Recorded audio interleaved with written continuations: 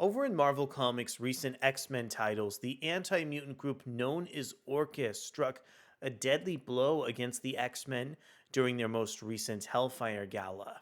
Plus, Orchis has even caused problems over for Tony Stark Iron Man, as the anti-mutant industrialist Fade Long has seized control of Tony Stark Unlimited Company and even has worked with some of the members of Orchis to co-opt some of Tony Stark's Sentinel technology for Orcus's villainous ends. My name is Arakel Braddock, and today, let's go ahead and celebrate the union over between Emma Frost and Tony Stark over an Invincible Iron Man issue 11.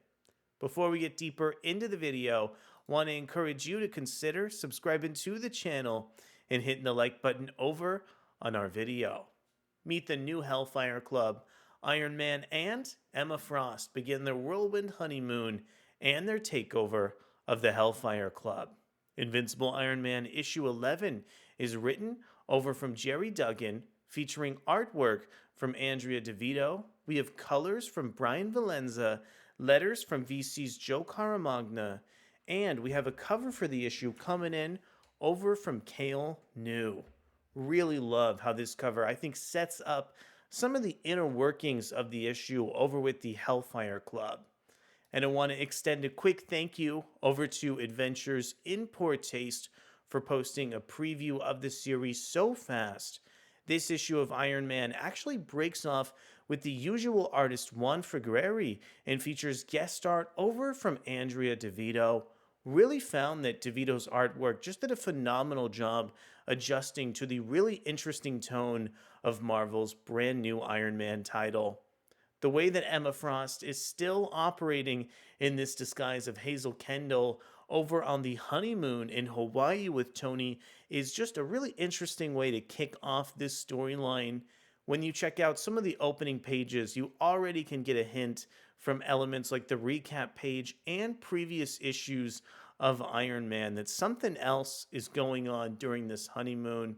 I also really like the fact that Andrea Di Vito is trying to flesh out the fact that Hazel and Tony are trying to operate as normal individuals here, with Hazel really enjoying a coconut and Tony soaking up some waves over with a dog on the surfboard here. I also loved how on this next page, the innuendo is used as an excuse for Tony to suit up over in his Iron Man outfit. Once again here, the way that Di Vito is able to flesh out some of these elements on the page just does a great job recalling what artist Juan Frigeri contributed over to recent issues of Iron Man, thanks to this negative space, all the panel bleeds, and just the really intricate layouts featured across these pages here. Honestly, I found this dialogue sequence to be incredibly amusing over from author Gerry Duggan, as Emma Frost orders a bottle of champagne and a meal alongside a chocolate volcano cake. It's really interesting to see these aspects of Emma's personality shine through, even in the context of this really dark, Orcus-influenced status quo for the Iron Man and X-Men titles. Really like the way that Gerry Duggan is able to implement some of his own personality for people like Emma Frost in the issue too. I also love some of the science fiction backdrop of the comic book, as we finally begin to learn over on this page that the real reason why Hazel and Tony are taking this honeymoon over in Hawaii is because they are looking to steal something back over from Krakoa. I love how we get to view Emma's residence over at Krakoa, but with this twisted and dark version of the post-Hellfire Gala timeline here. Also, seeing Tony directly go up against some of the members of Orchis was a ton of fun.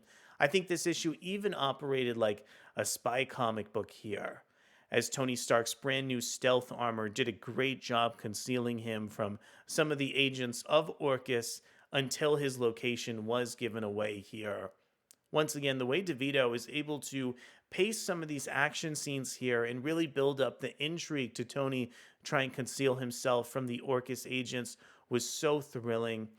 Also, I really think that Gerry Duggan did just a fantastic job switching gears over from really focusing in on this spy sequence to testing the Mysterium element that Tony and Hazel have tried to reach Krakoa for.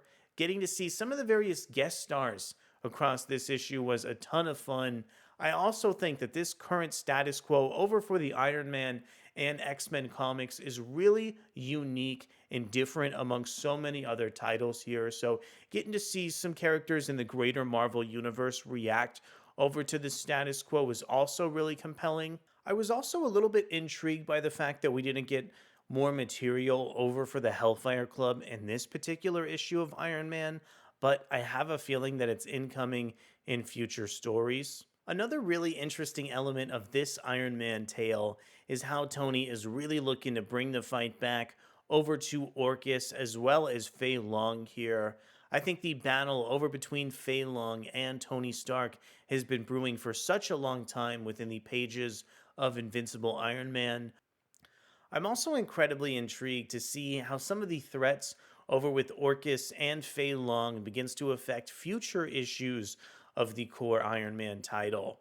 Really think this book has done a phenomenal job building up the tension over between Fei Long and Tony as the series progresses. I'm also interested to see if Fei Long still buys into the guise of the previous issue or if he sees right through some of Tony and Emma's lies here.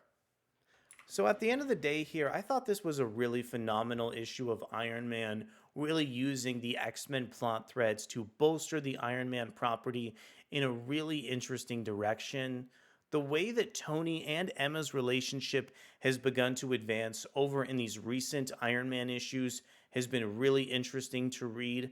I also love how all the story ideas serve as some sort of excuse for Tony and Emma to execute a really interesting plan.